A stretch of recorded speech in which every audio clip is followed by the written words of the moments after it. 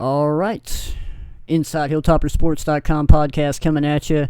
New format, crazy cool graphics. Casey has beer and money in his. I have just a couple of fire emojis. Don't really know what none of that means. That's just giving us some extra street cred out there on the streets of Bowling Green. But anyway, Sean Williams here with Casey Warner. Inside HilltopperSports.com podcast coming at you. It's been a while, Casey. How you been? Dude, I'll tell you what, it seems like it's been almost a year since we've done one of these. I want to say the last one we did, Noah might have been a part, or maybe not. You know, he was usually in that little Taliban room, so I don't really remember what was going on there. But hey, it's good to be back, man. Good to be talking to Sean Williams. Gonna miss Tyler Mansfield, but nonetheless, we can still do this, man. It's a skeleton crew now. It's me and Casey, and yeah, that's it for now. So yeah, Tyler's doing his own media thing in Glasgow. So he's covering news, covering a little bit of sports. So he's doing a good thing. He's doing some radio spots. So I think Noah got kidnapped, but then he got recovered. So I think he's good. So I hope Noah's doing well if he's out there and he watches this video. But anyway, yeah, we decided to bring the video back. Just talk a little basketball. Actually, basketball is gonna be our topic today. I mean, we can talk about a lot of different things, and we'll hit some different topics throughout the summer, leading into the season. Obviously, Casey, you're kind of, you're kind of still doing your thing with ESPN Radio, and got some things going on too that you're waiting to hear back from. So before long, it may just be me on this platform talking to myself aimlessly. I'll put it this way, man. It's never just going to be you. You can count on that. Hey, if it's just going to be you, I'll at least help out in some kind of way, my dude. Always count on that. I'm just gonna get on here, hit record, and just start rambling just about nonsense. So, all right. I love it. Anyway, so yeah, we're gonna talk about basketball. Obviously, there's a lot to just pretty much gonna not really talk about the season, more what's happening in the off season with just all the roster turnover, things like that. And obviously, there's still spots available to be filled on the roster, so that's something we'll talk about too. So that's gonna be the main theme of this video. So without further ado, Casey, with this new cool software platform we have here, I am going to switch screens. And yeah, Oh, wow. I did not take that picture, by the way. Not me. Anyway, so I'm going to bring up this. This is the current basketball roster for Western Kentucky as it stands right now. You can see that, right, Casey? Oh, yeah, I got the whole thing in view. Sweet. All right. So, here's what we got. We got returning players right here. We've got 1, 2, 3, 4. Here's your big wild card right here. Josh Anderson hasn't announced whether he's coming back, taking advantage of that COVID, extra year of COVID. But, so we've got 4 for sure right here. We have 4 players coming in the 2021 class. We'll talk about those guys in a bit. We also have a transfer from Maryland coming in, Jarris Hamilton. So there you go. 4, we've got 9, potentially 10 players coming back, but a lot of turnover here. You see the exiting players, so we'll kind of start there. Casey, with exiting players that have transferred, players that have decided to go pro. Obviously, Charles Bassey being the biggest of those. Had a tremendous career. Obviously, it was great to see him have a year where he, didn't deal with an injury or anything like that. Pretty much played, got to play the whole season. Shined a lot, got a lot of national attention too. He's obviously going pro. He's signed with an agent, so he's definitely not coming back. But Casey, I'll just kind of throw it to you. Charles Bassey, obviously a big loss for Western Kentucky, and obviously something that we kind of expected. But what do you think about Charles Bassey's career at Western Kentucky? Let's start there. I mean, off the top of my head, first All-American at WKU since 2009. So that's kind of a big deal. I mean, you look at his numbers, 17.6 points a game, 11.6 rebounds, one of the top rebounders in the country. I got to say, I'm kind of disappointed in that if there was a further postseason run, and by that I mean in the NCAA tournament, he probably would have gotten more recognition, and he probably would have been in more talks for maybe one of those lottery picks. But nonetheless, I mean, he's still going to be a solid NBA player. I think someone's really going to get a steal with him maybe later in the first round. That's where I could see him going. But, I mean, a stellar season from Bassey, an absolute monster comeback season after that injury last year. I was almost certain that he was going to go to the draft after that injury, and he comes back, is a dog this season, is an absolute monster under the basket. He played almost every minute of every game because he had to. I mean, him and Carson Williams getting it done underneath. Didn't really have much depth at the center position last year, so he had to be that guy. And I'm really expecting him to be kind of an under-the-radar pick in the NBA draft. I'd say give him a couple seasons, maybe like Nerlens Noel, Julius Randle, guys like that have kind of developed more as years have went on. I think in the NBA he's going to be excellent. He's going to be a workhorse. Expect him to put more weight on that frame. But as far as the WKU goes, he's going down as probably maybe the best big man of all time, one of the best for sure. What? So I got to say Charles Bassey's going to be greatly missed, and we're going to have to fill those shoes in a big way in the coming years because, I mean, he's been the man the past couple of years. So, I mean, what else can you say? That's bold, man. You just said Charles Bassey's the best big man in WKU history? Did you just say that? I mean, as far as raw talent goes, man, he's probably got to be the best. I mean, we've never seen an NBA talent like that underneath. I mean, who else have we had? George Fant, he went to go play football. So Right. Yeah. Well, Jim McDaniels. How about him? Okay. Yeah, that's fair. That's before my time. I know. Chris Marcus. That was another one. Obviously, that was when I went to school at Western, but he had a lot of NBA potential. Had a foot injury that really kind of hampered that from happening his senior year. But I mean, if he didn't have that foot injury, Chris Marcus is probably still one of the best big men at Western WKU history. But if he didn't have that foot injury, I would have been anxious to see what kind of NBA career he had. I mean, I think he hooked up with the Nuggets. Nuggets signed as like a undrafted free agent, but it just injuries just didn't kind of derailed his career in terms of pro. But yeah, I mean, look, Charles Bassey's definitely. I mean, you could slot him behind McDaniel. I mean, I think that would be fair. Third place. Okay. I was no second. I mean, McDaniel's one, and Charles Bassey's two. So. Okay. We'll go with second. Okay. That's right. Well, whatever, Well, maybe we'll put out a poll and everybody else can judge on that. All right. So. You mentioned Carson Williams, which I didn't put his name on here, but obviously he's trying the football route, so he's not coming back either. So. Yeah. That's another big body down low, and obviously that's kind of an issue that's kind of being addressed in the incoming 2021 class, and we'll talk about that in a little bit. But obviously Carson Williams is gone. He's trying to do the football thing, so he's trying to go the George Fant route, which worked out really well for George Fant. So. Yeah, I mean, Carson Williams. He's a workhorse, man. He's going to find a spot on that Raiders roster. He's going to add some pounds and some speed to that frame. He's going to be a dog. I think he's going to be a good tight end. I know George Fant put on all that weight and became a lineman, but I don't think Carson Williams is necessarily going to have that role. I think as much as he works to get open down under in the game of basketball, that would really work well with him at tight end. So I think he's going to be a tight end for the Raiders. And I think he'll stay on the team for a few years at least.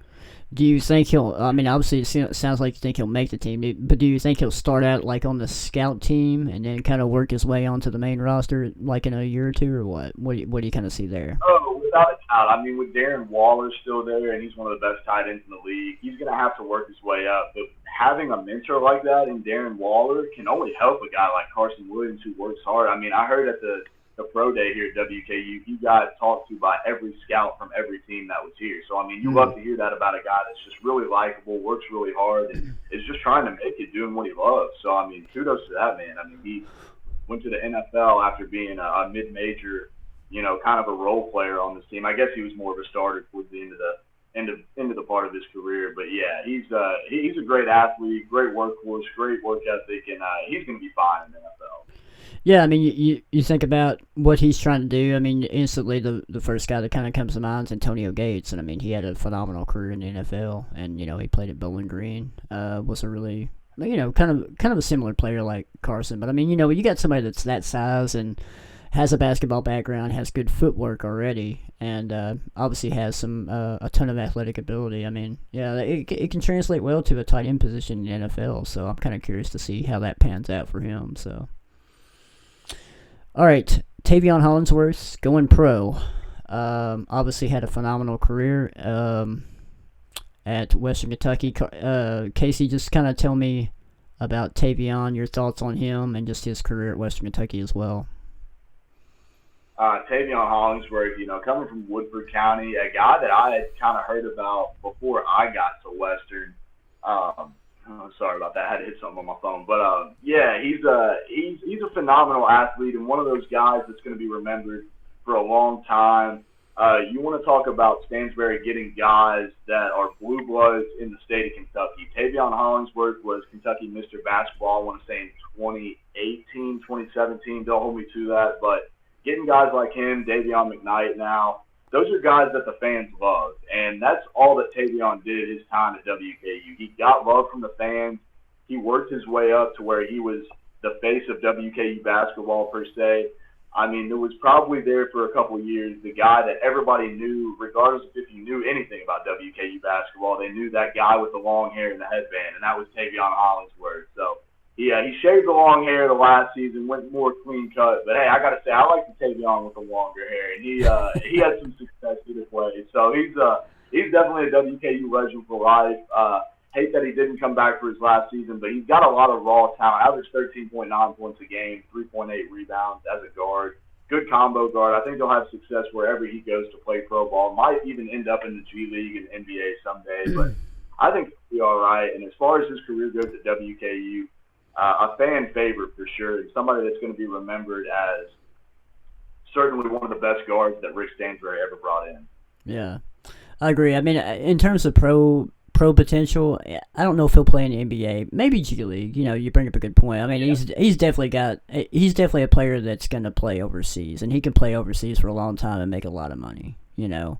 He's just got that kind of game to him. So that's kind of where I see him ending up and playing overseas and have a lot of success there. I think Justin Johnson's doing that right now. So we've seen Orlando Mendez-Valdez. I mean, I think he may still be playing overseas right now. So, I mean, he's had a long, lengthy career playing overseas after a successful WKU career. So I think Hollingsworth is going to be kind of in that same frame of a good overseas player. And, yeah, you can make a lot of money over there. So kudos to him for doing that. So I think that's where I see him ending up. So next up on exiting players, Jordan Rawls. This one's the one. He ended up going to Georgia State. I think this one's, for me, kind of a gut punch here, because I really saw especially with Hollingsworth leaving, and we still don't know what Josh Anderson's going to do, if he's going to come back or not. But especially if Anderson doesn't come back, I mean, I could see, Jordan Rawls could have I think this next year was going to be a big year for him in terms of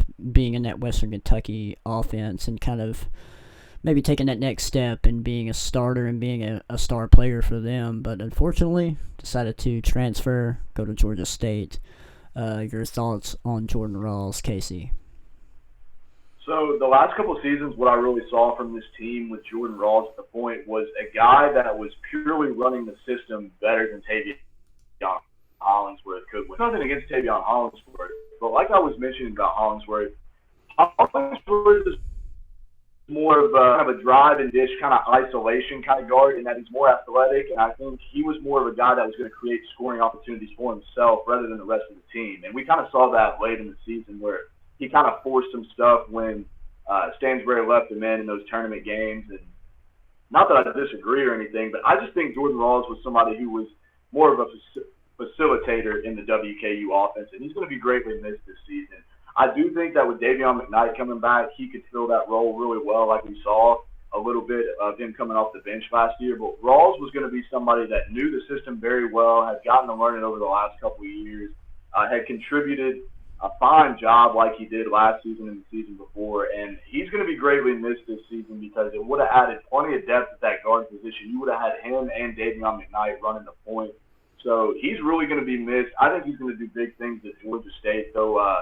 Nothing but love for the guy. I think he's going to be all right. So it really stinks to know that somebody with that much experience in the offense and doing the kind of things that he would do to help out other teammates is going to be gone. But I think that Davion McKnight running the point is going to be just fine. But nonetheless, a loss of depth kind of hurts. Yeah, I agree. I mean, like I mentioned, I think Jordan Rawls was kind of destined to have a big breakout year this next year if he stayed. And I think he's you mentioned how the offense kind of ran a little bit more efficient with him at the point. He's also got that ability to just kind of get into the lane and create as well. So, and he can step back and shoot the three. So he's a super talented player. So I think that's a really huge miss for Western Kentucky that he went on to Georgia State. And I think he's going to do great things there. But here's the thing: you mentioned guard play. You mentioned Davion McKnight possibly playing point guard, but this guy's coming in, Zion Harmon. What do you think's going to happen there? I mean, who's going to be, in your opinion, Casey? Who do you think's going to be point guard next year? You think maybe Davion to start out, maybe Zion Harmon plays a little point too? Well, how do you kind of see this scenario kind of playing out here? See, honestly, I could mirror this with the exact way Rawls and Hollingsworth were played. So you got Davion McKnight, who is kind of more of an all-around guard.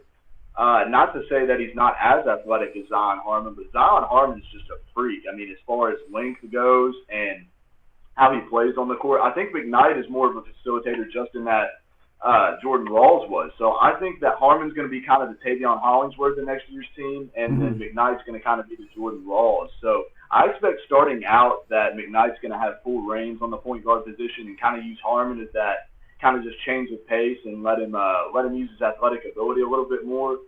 But I could very well see McKnight taking hold of this point guard position. I mean, not to brag that he went to the same high school as me or anything, but he's a very talented guard that's very smart, has a very high IQ, and I think with one season under his belt, as opposed to Zion Harmon coming in fresh, that they're really going to want to put things on his shoulders to start out. But that's not to say Harmon couldn't get a good feel for the offense as the season goes on, and they can both play the point really well. So having two exceptional guards like that in state is something that the fans are going to love, and I can't wait to see personally as well.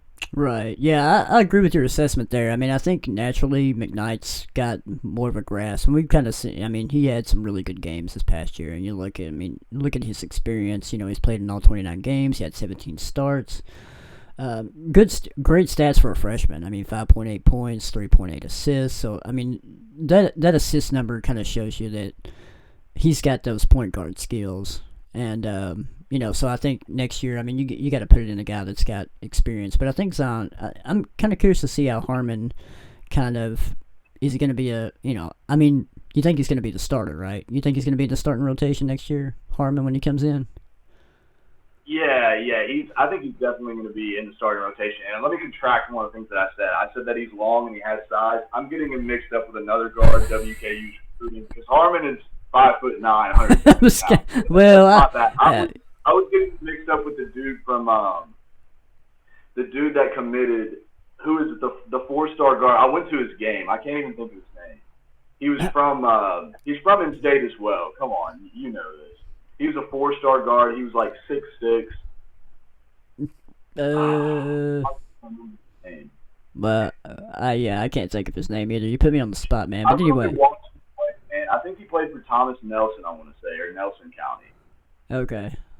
But no, Zion is not long. He's 5'9". So hey, Shane, well, he's fine.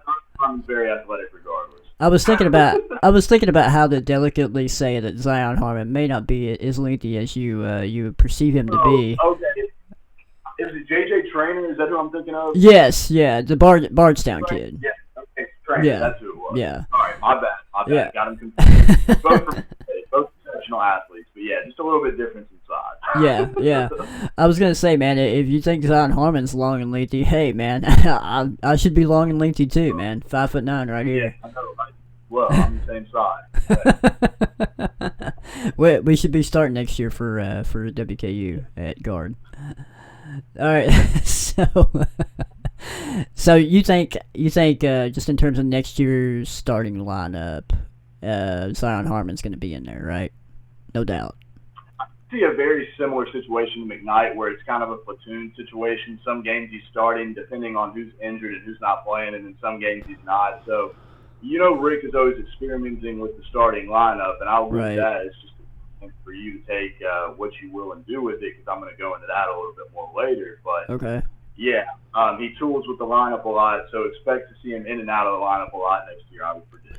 Yeah, I think a lot of that, whether he starts or not, is gonna go back to the wild card here, and we're always gonna go back to the wild card. Josh Anderson, what's he gonna do? Is he gonna come back? If he comes back, that's huge. But if he comes back, you've got, maybe Zion Harmon isn't exactly a starter right away or whatever, and like you said, you bring up a good point. Stansbury does like to kind of tinker with the lineups a little bit and kind of see what works, see what doesn't. So, going back to exiting players, Kenny Cooper went to Tennessee State. There was times he struggled this past year. What do you think about the loss to Cooper? What do you think he would have a significant role last year if he stayed at Western Kentucky?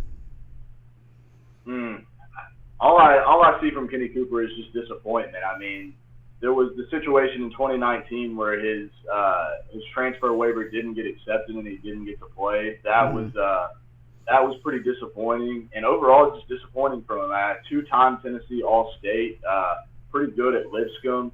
I really expected him to do more, but with all the guards we had on that team last year, especially with the up-and-coming Davion McKnight, he really just didn't have a lot of room to progress like everyone thought he would. So, I mean, I think Cooper, he's going to fit in more at Tennessee State in his home state, and they're closer to home. So I think he'll be fine where he goes. But just overall, just kind of a disappointment, as you could kind of say about the whole Rick Stansbury thing with recruiting. I mean, he's gotten some exceptional recruits in his years here, but a lot of them haven't panned out. And I think Kenny Cooper is one of those guys that you look at and say, maybe just because Rick Stansbury is getting all these highly touted transfers and JUCO recruits, they're not always going to pan out, and they haven't. So that's proof in the pudding right there from Kenny Cooper, and just kind of disappointed with his overall performance at WKU. Yeah, yeah, and I mean, hope he finishes out his college career well. I know Tennessee State's they got a new head coach down there, and they've been doing some really good things this past couple of years with him. So hopefully he does a good job of finishing out his career. Just didn't work out at Western Kentucky, especially this last year and everything. So. Your candid thoughts on Kenny Cooper. Good job there, Casey. Moving on, we've got two more transfers. These are younger guys. Kylan Milton didn't play a whole lot. We didn't really see him a whole lot, so it's kind of hard to gauge anything on him. Kevin Asawe, he played a little bit, not a whole lot. Casey, what are your thoughts on these two guys? And obviously I've got asterisks beside these guys because they have not announced their new transfer destination. So maybe possibility they come back. Don't know. I mean, yet to be determined. But what are your thoughts on these two guys that transferred out? Obviously younger guys. I know Asawe was a JUCO guy, but just kind of thoughts on those guys and maybe an impact, I guess, for Western's roster. Just a couple more guys, like I said, that show that while Stansbury's done a good job bringing in athletes and recruiting, he hasn't necessarily done a great job of implementing them and putting them in his system. Mm-hmm. I mean, you look at a guy in Kylan Milton that averaged 23 points per game in high school. He wasn't necessarily a very highly touted recruit, but he came in with high expectations here, and I think Stansbury really just got way too ahead of himself with all the guards that he recruited. I mean, it was really muddled having Milton, Cooper, Rawls, Hollingsworth, and McKnight all on the same roster and expecting any of them to really break out in the way that one would think them to. Because, I mean, you knew Hollingsworth was going to be the guy last year. You knew Rawls was going to be one of the guys. And nobody really knew what to expect from Davion McKnight. And he really just came in and kind of stole the thunder from guys like Milton. I mean, Milton really didn't have much of an opportunity to leave his mark, per se. So I think he's another example of how Stansbury brings in guys sometimes that are highly touted, but he just couldn't get them to fit in the way he wanted. The same thing kind of goes for Osawi. I mean, a JUCO All-American, number 10 overall JUCO prospect, and just didn't get the opportunity to really show what he was made of. He was kind of in Josh Anderson's shadow. I think he would have played kind of a similar role as him. So with that being said, those two guys are just another example of how Stansbury has got to do a better job of implementing guys that he gets from transfers and implementing those JUCO guys to fit into his systems better. So I think those two guys will be all right if they even do stay. I think that Kylan Milton could very well have a good role on this team if he ends up doing, and if he ends up staying, because he's a guard and we could use guards on this next up-and-coming team. But Milton and Osawi, just disappointing, just like we were talking about Kenny Cooper. Kind of just disappointing tenures at WKU, but best of luck to them to wherever they go. Yeah, I agree with you on all those fronts. I think it's kind of interesting about Asawe transferring. You'd think he would, if he came back this next year, he would have a little bit more prominent role. Now it all comes back to this guy, the wild card here, Josh Anderson, whether he's coming back or not. But yeah, I mean, you think you would want a little bit more size. I mean, he would definitely provide that now. But, look, man, the transfer portal's I think it's got over 1,500 kids in it right now. I mean, it's hard to please everybody. And, you're going to have defections every year. And it just so happened this year it happened to Western Kentucky a lot, for various reasons, So, and look, they're not the only team that's been hit hard by transfers, exiting transfers. So, but yeah, I mean, that's why we're kind of going over these and Casey's kind of, we're kind of giving our thoughts on it. Casey, you're giving your thoughts on it too. So, yeah. So let's check out the route. We kind of talked about the guards already. You mentioned that you think Davian McKnight's going to be the surefire point guard next year. I agree with you on that. Zion Harmon may come in and be the secondary guard, or he may start out as a shooting guard, but he can be a guy that can bring the ball up as well. What do you think in terms of returning players, incoming transfers, and incoming players from the 2021 class? What's the starting lineup going to look like? Let's take out Josh Anderson. Let's say Josh Anderson does not come back.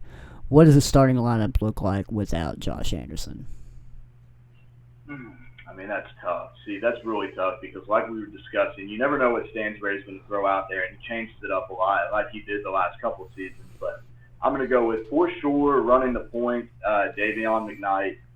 That's who I'll go with at the point. At the 2, I'm going to say Luke Frampton at the 2. He's been a good shooter. He kind of folded under pressure a little bit in some of those conference tournament games last year, but he'll be a senior this coming year, so I think he's a shoe-in for either the 2 or the 3.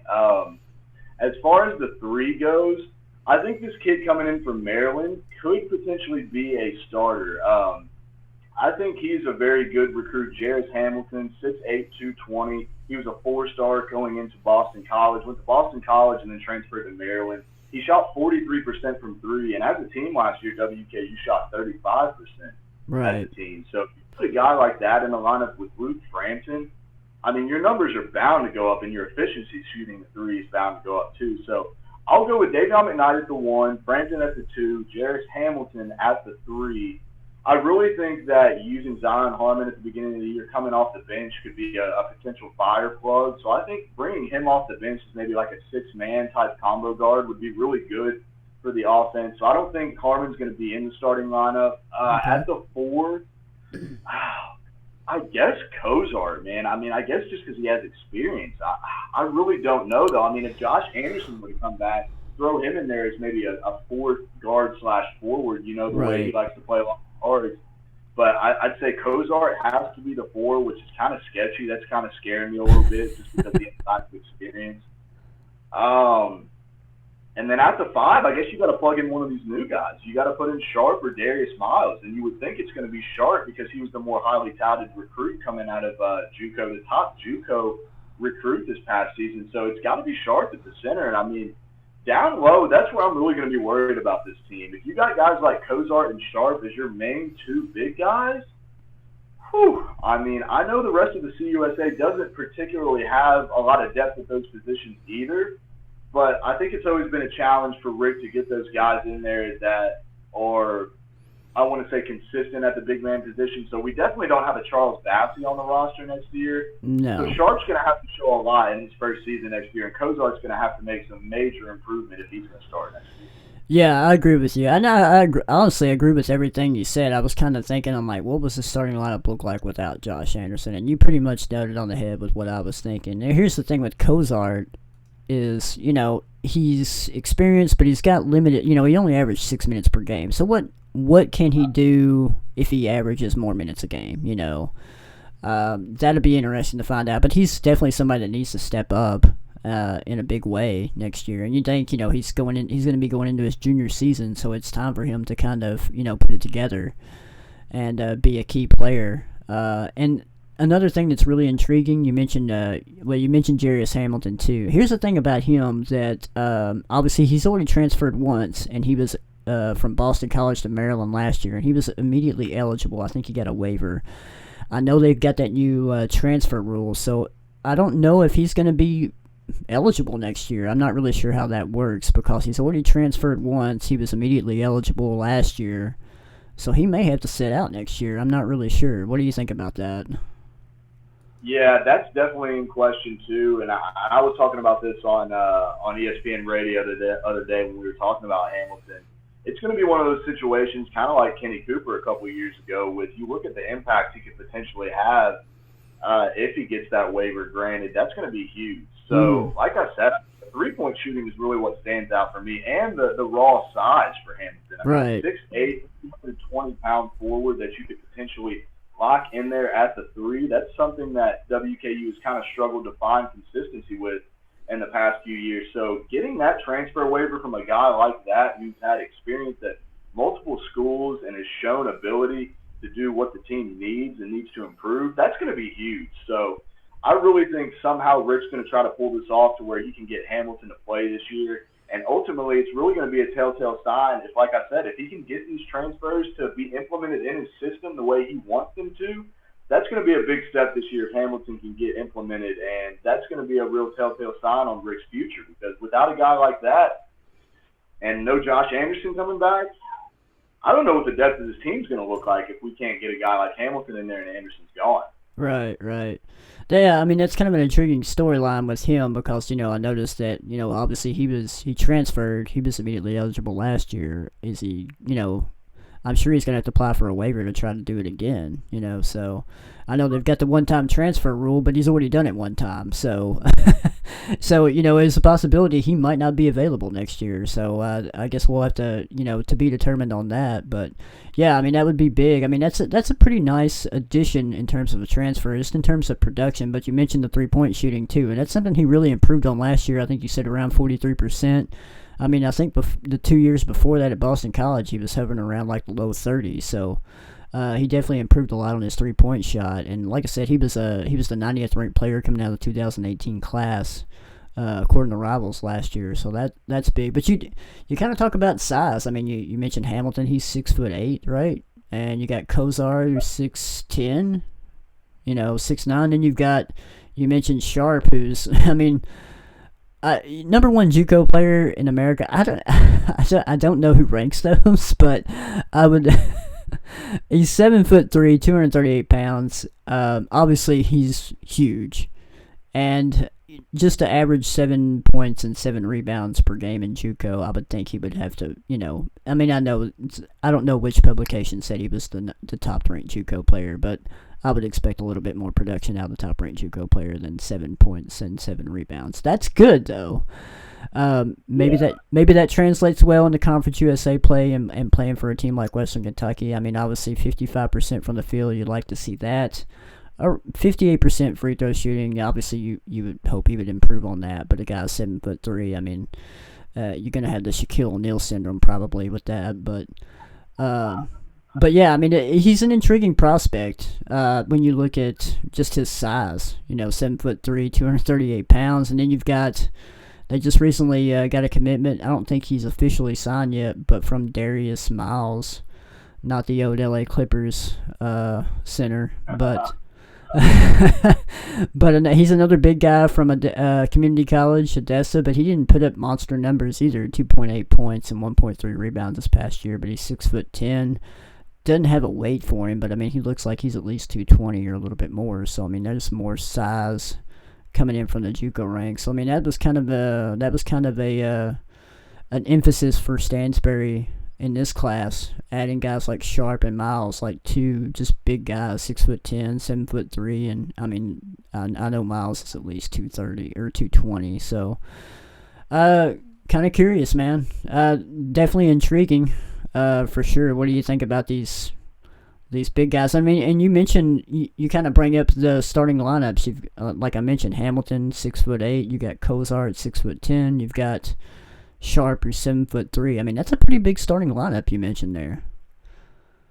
Yeah, and that's something that I think Rick is going to have to adapt more and realize that he has more size, especially if Hamilton's eligible. That's something that he hasn't really had in past seasons. I mean, Charles Bassey, near 7 foot tall, and you had Carson Williams at around 6'6", 6'7". So he hasn't really had a plethora of size in recent years, but that's something he could take advantage of this year. And you got to think about if this Darius Miles kid comes in and can contribute, I think he'll definitely come off the bench. But if you can plug Sharp there at the 5 starting, have Cozart at the 4, and then have a guy like Jarris Hamilton at the 3, that's immediately a size advantage, especially in a conference like the Conference USA. So if Rick can kind of change his ways a little bit, I know he always gets guard happy. He wants to put a lot of guards in there. He wants to play 3 guards. But Rick, you haven't made it to the tournament in your entire tenure here. You got to change something up, bud. So I think what he needs to do is, and I think he needs to go the big route this year and realize the size advantage that he has and take advantage of that and coach those big guys up this year and see what they got, man. Because I got to say, it's a little annoying how he kind of focuses the emphasis on these guards and they make a lot of mistakes in big games. Cough, cough, Tavion Hollingsworth last year. I think you got to put the ball in your big guy's hands a little bit more, and I think he needs to adapt to that this coming season. So we'll see what he does, but a lot more size on this team and potential for size to be used. Casey bringing the fire there. Hey, you got to change it up a little bit. I love Rick Stansbury, but he's got some major room for improvement this year. Well, that's another topic we're going to get into, and maybe we'll just go ahead and get into it. But I will go back to the roster. That's an intriguing starting 5, and obviously, look, that starting 5, especially under Stansbury, it's going to change. He's going to juggle that throughout the year. I just don't see maybe Harmon starts off on the bench. I like the idea of bringing him off the bench as like a 6 guy, spark plug kind of guy. I just think he'll end up being in the starting lineup at some point. At some point in the season, I think he'll end up being a starter. I don't know who he starts over or whatever, but yeah, that's. And you don't know. I mean, you've got 9 players right now, 10 that could possibly come back. Obviously, this is a starting lineup without Josh Anderson. If Josh Anderson comes back, then hey, you're gonna throw him in there at the 3, right? That's what you said, So you've got McKnight.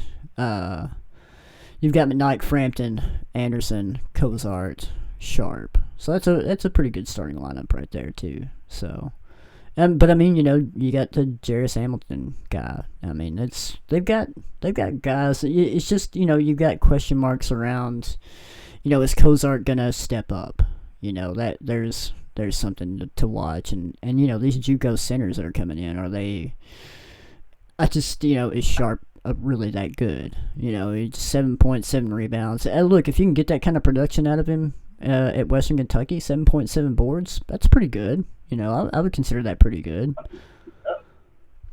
But Miles doesn't really impress me in terms of the numbers that he put up in JUCO, so we'll see what happens there. But and we haven't mentioned the Elijah Huey kid. He averaged 19 points per game this past year, and obviously he's considered a really good 3-point shooter. I'm not sure what his 3-point percentage was. I wasn't able to find that stat, but he was 50% from the field.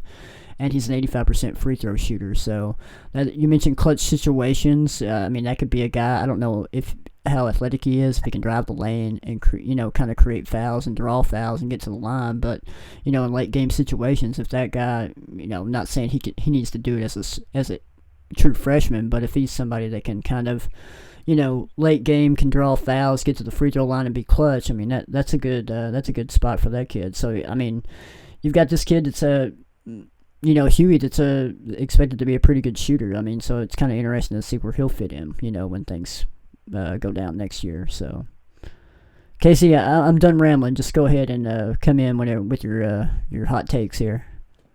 So, as far as the Huey kid goes, I think he's going to add some good depth to the guard position. And what I like about this year's team is there's more of a pecking order with these guards. And like I mentioned a little bit earlier about the guards kind of being muddled in the past couple of years, you knew Tavion Hollingsworth was going to be the guy. But as far as guys stepping up, you never really knew when Jordan Rawls was going to be put into the lineup. You never really knew when Rick was going to use him as the main point guard. And then you had Kylan Milton in there and McKnight coming in as a wild card this year. But this year, I'd definitely say there's an order that those guards are going to be in. McKnight's going to be the main guard. Then you got Zion Harmon coming in just off of raw potential. Anderson potentially, too, could be in that mix. But then, I mean, Elijah Hughey's definitely going to be a bench guy. He's going to come in and he's going to provide what he can off the bench. But here's what I'm going to say. Rick Stansbury, you have to get consistent with the minutes you are giving guys this year. And by that, I mean we need to see a consistent lineup starting from the time conference play starts to the end of the time conference play starts. And by that, I mean despite injuries or, barring injuries or whatever happens during the conference play, I want to see the same 5 guys in the lineup every night during conference play. So that way when you get to the conference tournament, you know who you're going to have in that 5 and what they're going to do. So here's what I'll say. We can go ahead and get into this Rick Stansbury talk. This is what I've been waiting for. He's 103-60, and he's got a .632 winning percentage, which is the best since Darren Horn in the early 2000s, late 90s at .69. So he's got that going for him. He's been successful. He's won plenty of games. That's great. And I'm happy for him there. He has one first-place finish, though, in his time here. Every coach in history at WKU has had at least one first-place finish in the conference. So that's nothing special. That's something you got to look at. 0 NCAA appearances. Every full-time coach has at least one NCAA tournament appearance since they've been at WKU. Rick has 0, and he has arguably the best roster and best recruits and transfers that he's brought in since he's been here. So that's where I talk about maybe he's not the best situational coach, and maybe he doesn't know how to implement some of these guys he's getting, and that's the problem I have. In a crucial season like this where you're losing some of the best athletes you've ever had, we're going to see what he's made of as a coach with X's and O's this year, because we know he can recruit, we know he can bring in transfers and in-state guys like he has the past couple of years. He's done a great job of that. But this year, he's really going to have to see what he can work with. He's really going to have to put his tools to the test. And I think this is his make or break year. If we don't make the tournament this year, I want him gone. I mean, just point blank. I was questioning whether they should have kept him after this season, after such a – I mean, the past 3 seasons, man, 3 straight seasons where he was the favorite, or WKU was the favorite to win the Conference USA. When you're that highly touted and then you're just not getting it done year after year, it's just inexcusable. And, I mean, you look at how Kentucky's such a basketball state. You look at WKU's storied history as being one of the better programs in the state. I really think he's got to make the tournament this year. He's got to win a conference championship. Because, I mean, obviously, if you don't win the conference championship, you're not going to get that at-large bid. If they didn't get it last year with a guy like Charles Bassey on the roster, then you're not going to get it. So he's got to win the conference tournament this year. They got to make the NCAA tournament. I mean, even a first-round loss in the NCAA tournament, I'd be fine with that. Just make the big dance. Get WKU's name out there. But this is Stansbury's A1 hot seat season. If he doesn't make the tournament, I want him gone because he's kind of just ran his course. I think he was kind of disappointing at Mississippi State when he was there, led them to a couple NCAA tournament appearances. But he's getting older. You know, he's a well-renowned guy in this part of the state. He's from Western Kentucky. So, Rick, you got a big task on your shoulders this season. I can't wait to see what he's got. But ultimately, if they don't make the tournament, I want Rick going. I wanted to bring the screen back to see the passion in your eyes as you gave this speech. There's a lot of things I agree with you on, pretty much all of it, honestly. I mean, you know, you think about the last 3 years and we'll throw out the COVID year, obviously. But, you know, yeah, I mean, I think it's kind of a little bit of a squandered opportunity with considering the talent, the athleticism he had on that roster. I mean, I know a lot of people can argue that was probably the most talented and most athletic team that Western's had since, you know, their last Sweet 16 run, you know, back in 08. Yeah, and to not to get to the NCAA tournament, I mean, yeah, that's pretty frustrating. But, you know, and I know a lot of fans are frustrated about that. So, and you bring up a great point, too. This is going to be kind of a year to kind of see how good he is. Because, I mean, you got Zion Harmon coming in, who's, you know, a top 100 player.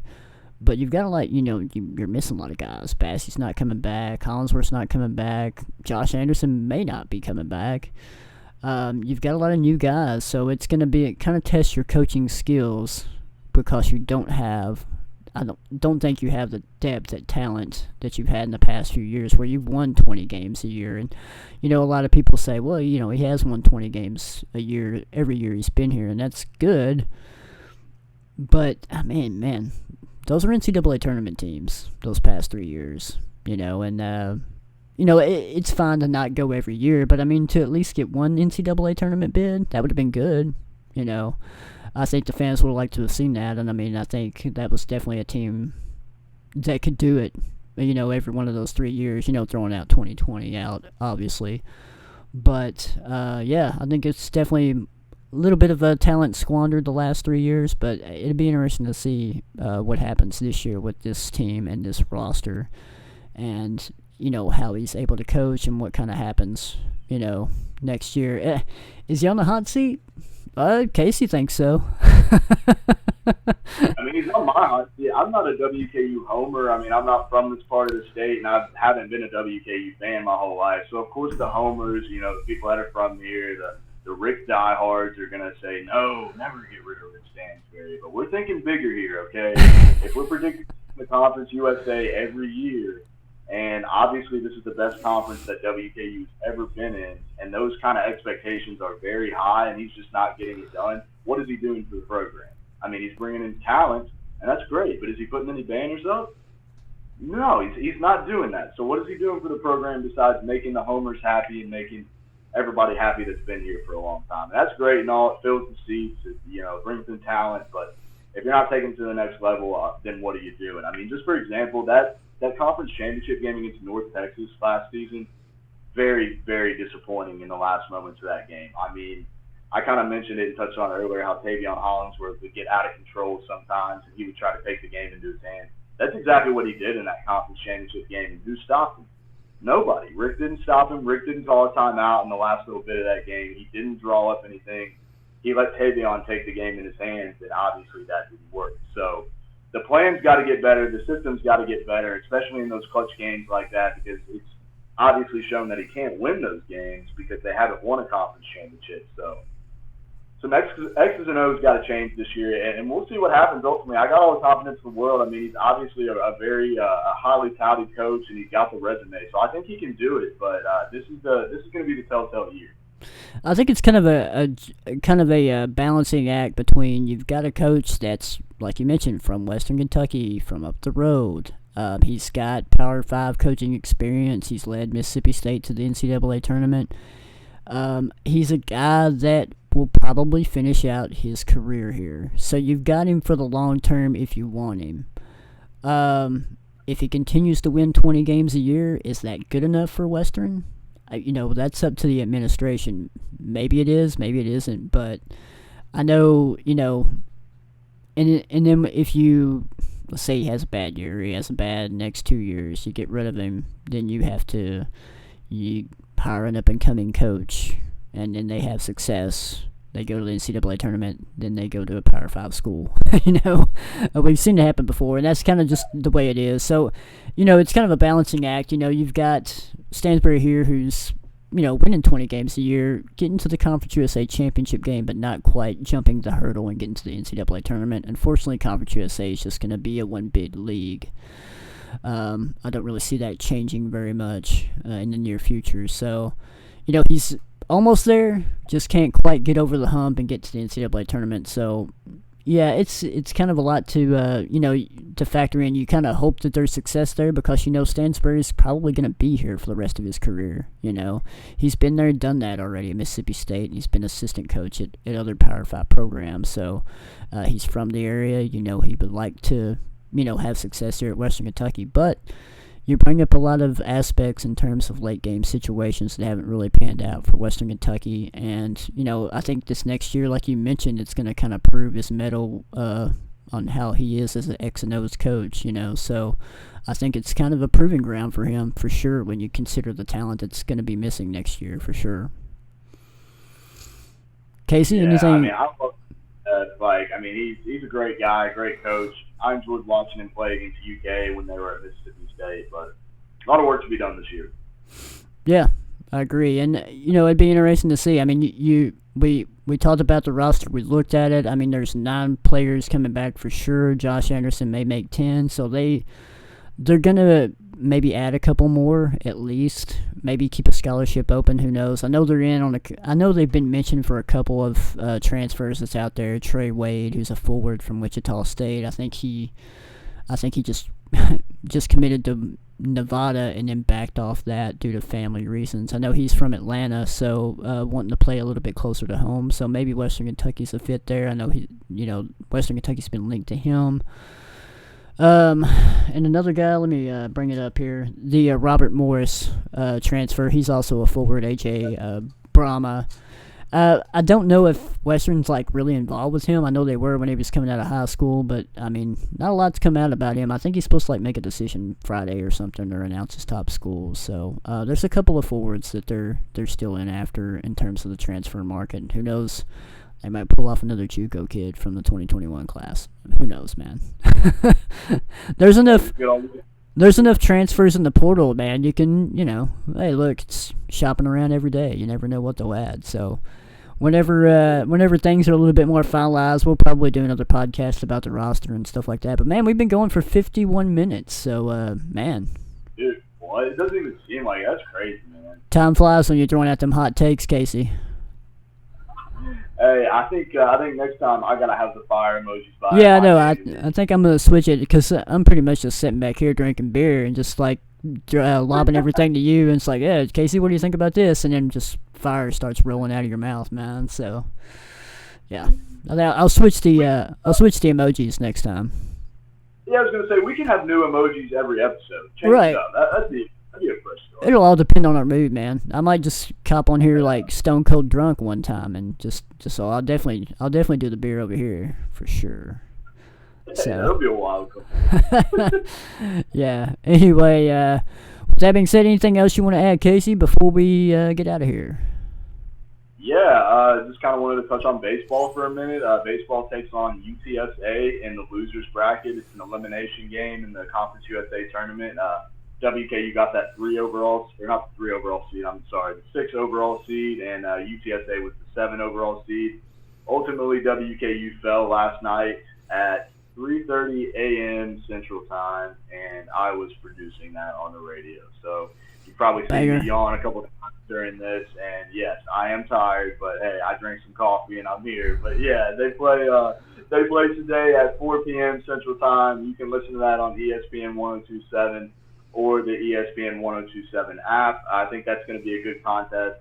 I expect them to beat UTSA. UTSA is another inconsistent Conference USA team. I mean, WKU has been pretty inconsistent all year long, but WKU is going to throw a good pitcher out there today, and Sean Bergeron or Jake Cates. Starter hasn't been announced yet, but I think one of them will get it done. I think WKU will win, make it to tomorrow, and then probably have to face a ranked team in Louisiana Tech or Southern Miss. So that's going to be a tough beat right there. But nonetheless, WKU making the CUSA tournament in baseball and even getting a win, whether it's in the losers bracket, would be a successful season. I think there were some very bright spots on that team. So keep an eye on WKU baseball today. And then also look at our football team. I mean, they got a lot of good transfers coming in. Just got a couple more transfers that are going to be adding to that depth on defense. So I can't wait to see football this year. Can't wait to see how baseball concludes. Go Tops, always.